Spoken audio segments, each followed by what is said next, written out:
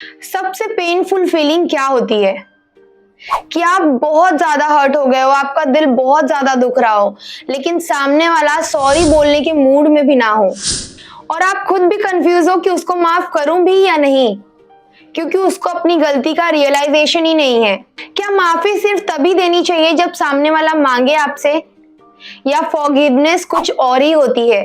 Let's get real today. This video is not about letting go easily, it's all about letting go powerfully, so आपका pain आपकी growth बन जाएगा। Point 1, forgiveness is not approval. आज हम लोग एक बहुत बड़े से मिथ को क्लियर करते हैं। माफी का मतलब ये नहीं होता कि जो उन्होंने आपके साथ बिहेव किया या फिर जो उन्होंने आपको बोला वो एक्सेप्टेबल था। इसका मतलब ये होता है, इसकी रियल मीनिंग ये है कि मैं इस पेन का बोझ और नहीं उठाना चाहता।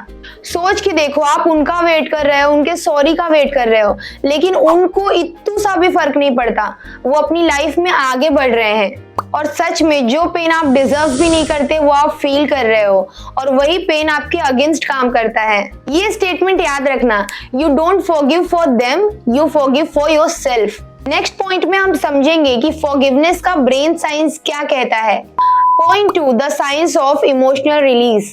हार्वर्ड और मायो क्लिनिक के स्टडीज कहते हैं कि एंगर को होल्ड करने से बीपी, स्ट्रेस, एंजाइटी और इवन हार्ट डिजीज के रिस्क भी बढ़ते हैं।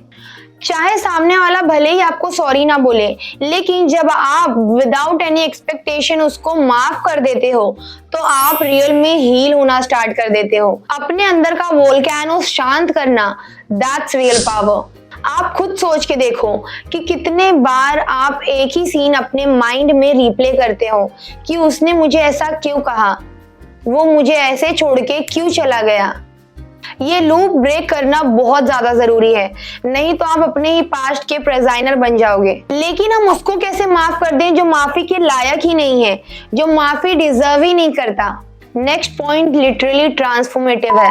Point 3, forgiveness is a choice not a feeling. लोग सोचते हैं कि जब मुझे रेडी फील होगा तब मैं उसको माफ कर दूंगा या कर दूंगी, लेकिन रियलिटी क्या है? Forgiveness is not about to waiting to feel ready, it is all about deciding to be free. ये एक इंटेंशनल एक्ट है, एक डिक्लेरेशन। यहाँ पे हम कोई फेक पॉजिटिविटी की बातें नहीं कर रहे हैं। एक मोमेंट आता है जब हम थक जाते हैं रूठने से, फाइट करने से, ओवर थिंक करने से, तो हम कहते हैं कि इनफ, अब ये सबसे आगे बढ़ना है। बट वेट, अगर सामने वाला आपका क्लोज फ्रेंड या आपकी फैमिली हो तो तब तो और मुश्किल हो जाता है, राइट? अगला पॉइंट इसी इमोशनल लूप के बारे में है। Point 4, forgiving does not mean reconnecting.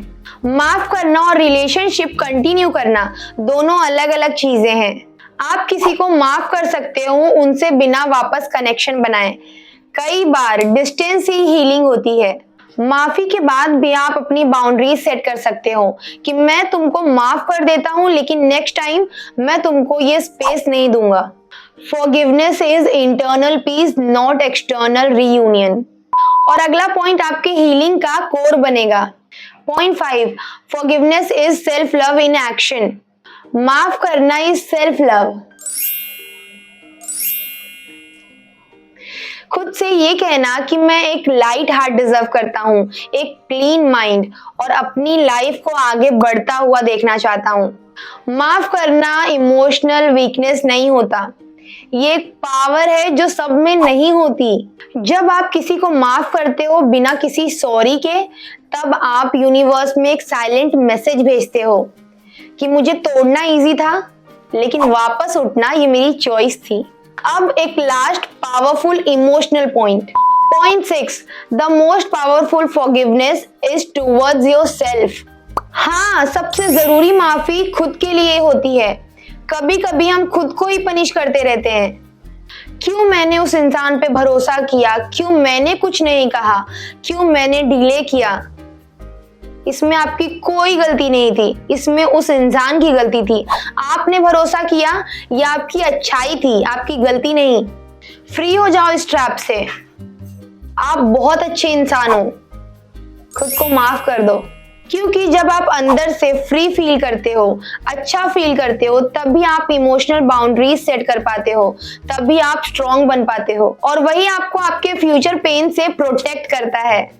तो अगर आपको इस वीडियो ने थोड़ा सा भी हील करने में मदद किया है, तो अगला वीडियो बहुत ज़्यादा इंटरेस्टिंग है, जो आपके लिए बहुत ज़्यादा हेल्पफुल होगा।